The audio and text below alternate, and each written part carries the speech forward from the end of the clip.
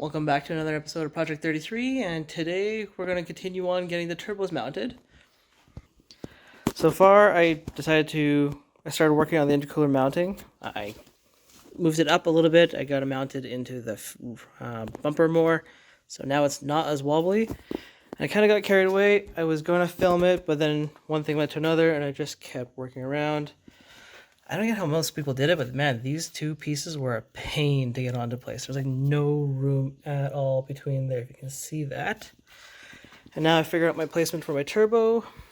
Got one sitting over there. It's really close to the wheel.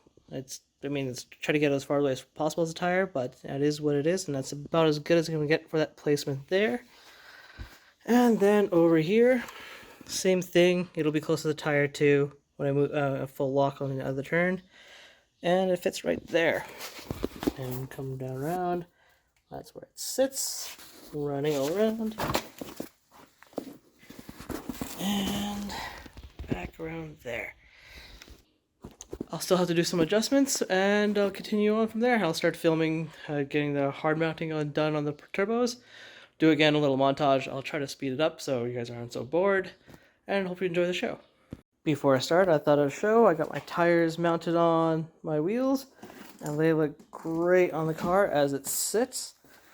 It's a little bit of stick out. It is sitting on it actually, so I gotta figure out my height adjustment on that as well. And eventually when the wide body gets done, that won't be an issue anymore and I can sit back down. But they look amazing on the car.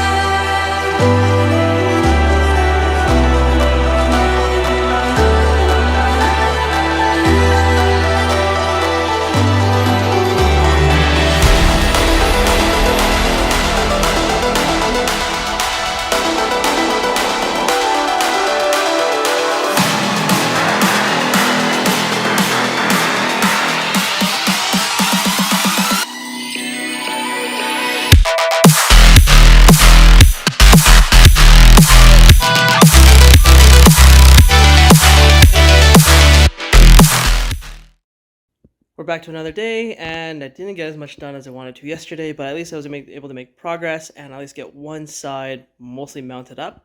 Here we have got that up pipe over there, routing underneath to the engine. So I just gotta fix that angle, and I can get that turbo squared up, and then I can start on the other side. The nice thing about it, it gives me enough measurements to figure out to duplicate on the other side as well. So from there, I can just continue on and hopefully everything works out. I might have to adjust some angles a little bit, but it's coming along nicely. Hopefully today I'll have finished hard mounting up the turbos so that I can focus on the other parts that are the easier parts and figure out angles and getting the turbos mounted. Finally, some small victory. I had to figure out the angle here, I had to do a bit of a lobster and get it tacked into place. But now that turbo fits, it clears.